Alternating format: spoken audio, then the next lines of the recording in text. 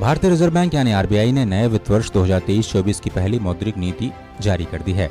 नई मौद्रिक नीति में रेपो रेट में कोई बदलाव नहीं किया गया, यानी मुख्य ब्याज दर 6.5% पर बरकरार है।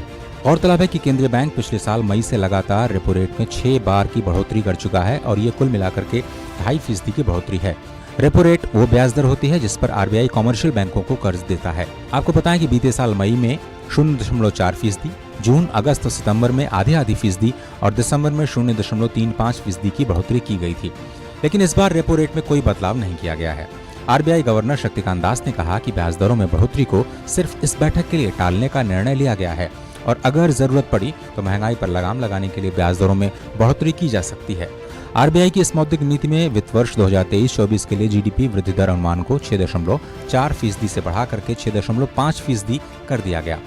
अनुमानित जीडीपी वृद्धि दर के चारों तिमाही के आंकड़ों पर नजर डालें तो आरबीआई के मुताबिक साल 2023-24 की पहली तिमाही में जीडीपी वृद्धि दर 7.8%, दूसरी तिमाही में 6.2%, तीसरी तिमाही में 6.1% और चौथी तिमाही में ये विकास दर 5.9% रह सकती है।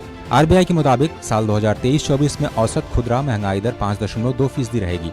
इसके पहले आरबीआई ने 5.3% की रिटेल महंगाई का अनुमान जताया था। रिजर्व बैंक ने पहली तिमाही में खुदरा महंगाई दर 5.1%, दूसरी तिमाही में 5.4%, तीसरी तिमाही में 5.4% और चौथी तिमाही में 5.2% रहने की संभावना जताई है। गौरतलब है कि आरबीआई की मौद्रिक नीति समिति में 6 सदस्य होते हैं। इसमें 3 सदस्य आरबीआई से और 3 सदस्य भारत सरकार द्वारा नियुक्त किए जाते हैं। समिति की अध्यक्षता आरबीआई गवर्नर करते हैं।